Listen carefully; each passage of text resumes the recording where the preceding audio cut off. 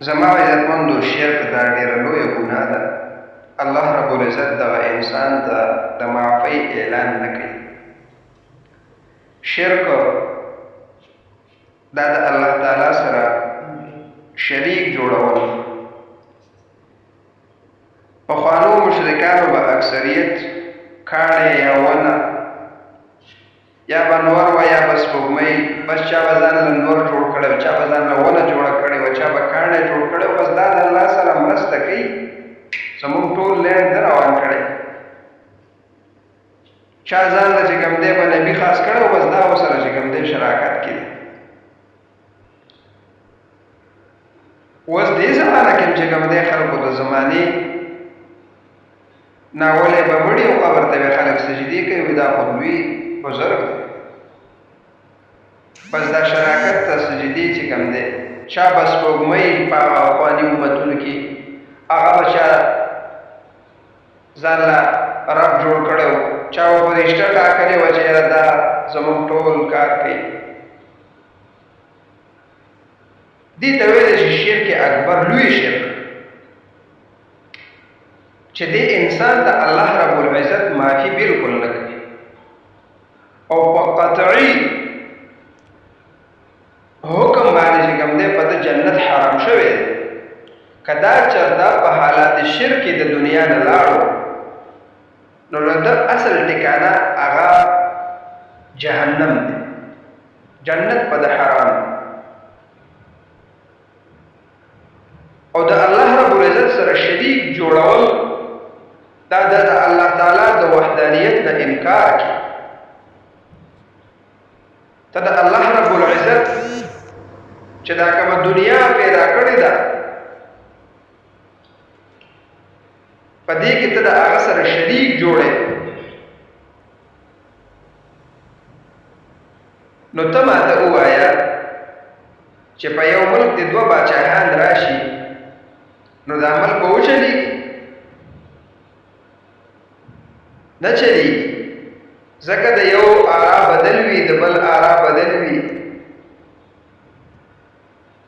د یو طریقه‌کار یو طرف ته سوچ باندې روان وي، بل طریقه‌کار بل طرف ته سوچ باندې روان وي، دا خو نه چلېږي. دا ظالمان په دې نه پوهېږي چې دی د خپل رب سره شریک جوړوي، حالانکه الله رب العزت وحده لا شریک دی. او بیا الله رب العزت قرآن پاک کی فرمائی ان الله لا یغفر ان یشرک به ویغفر ما دون ذلک لمن یشاء. گناه به درته معاف کوم خو شرک درته نه معاف کوم. دا ما سره ته دشمنی کې، ته زما د حکم نافرمانی کې، شرک درته نه معاف کوم، بله ګناه درته معاف به کړم. ولی سورہ لقمان کې الله رب العزت فرمایي ان الشرک لظلم عظیم، شرک دا ډېر لوی عظیمه ګناه ده.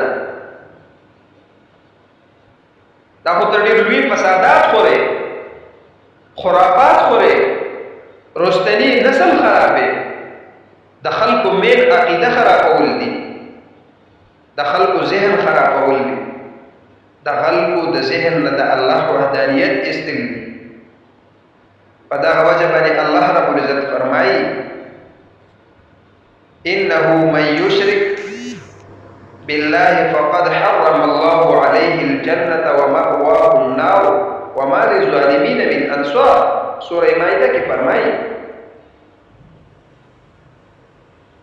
کچان د الله رب العزت سره شریک جوړ کړو او د شرک وکړو، په د باندې جنت حرام دی، حرام ټکانه جهنم. جناب رسول الله صلی الله علیه وسلم په یو موقع باندې صحابه کرامو ته فرمایي وای تاسو ته یو څو خبرې وکړم. صحابه کرامو ته تابعدار کېناست، وایي د الله پیغمبر ستا دا خوږې خبرې به یو موږ به ترې انکار وکړه. لومبنۍ خبره ورته دا وکړه، وایي په دنیا کې که ځان ساتئ د شرک نه ځان وساتئ، الله رب العزت په دې باندې ډېر زیات خفه کېږي. الله رب العزت په دې باندې ډېر خفه کېږي، ځکه چې الله د معافۍ اعلان نه دی کړی. او دویم یې ورته دا خبره وکړه چې والدینو حقوق ډېر زیات وي، نو د هغې نافرماني دا مه کوئ. صحابه کرام داسې نور هم رابیدار شو. د الله پیغمبر ورته فرمایي وایي دا دروغو خبرې مه کوئ، په دروغو ګواهي مه ورکوئ، د دې نه ځان ساتئ. په دې الله ډېر خفه کېږي.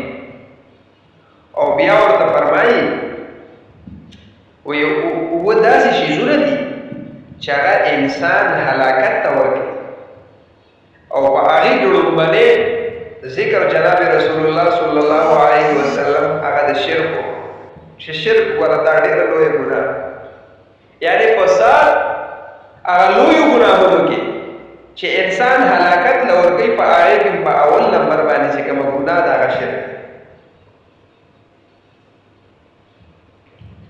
نو زما عزتمندو، نن سبا ډېر د فتنو دور دی، ډېر د سوشل میډیا او د ټکنالوژي دور دی. د خلکو ذهنونه دا ډېر متاثره شوي، ډېر په وړو وړو خبرو باندې د مسلمانانو نوجوان نسل دا اوري.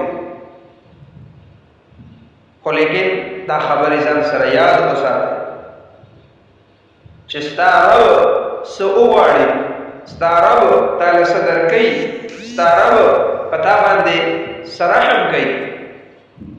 دا ګوره د ټکنالوژیانو شی نه دی.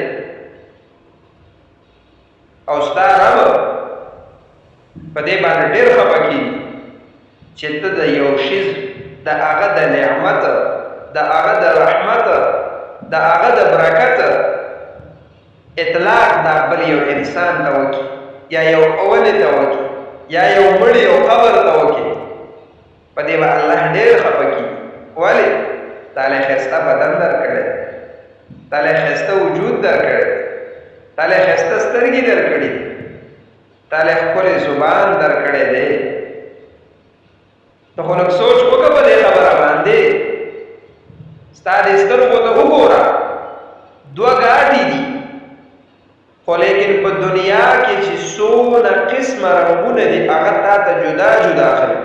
تا چېرته په دې خبره سوچ کړی چې زما رب ما ته په دې سترګو کې کوم لیزر لګولی چې همدغه دوه ګاډي دي، بدلېږي را بدلېږي نه، غټېږي وړوکې کېږي نه. خو زه چې ګورم ما ته سور سور ښیي، شین راته شین ښیي، بلا رنګونه دي قسمه قسمه اتا ته جدا جدا. دغه شان دی خولې ته وګوره، ژبې ته وګوره.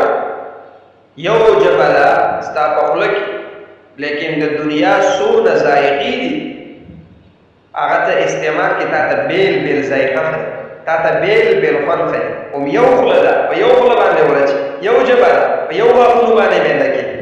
خو نه، پیک هم درته ښیي، تریو هم درته ښیي، خوږ هم درته ښیي، تریخ هم درته ښیي.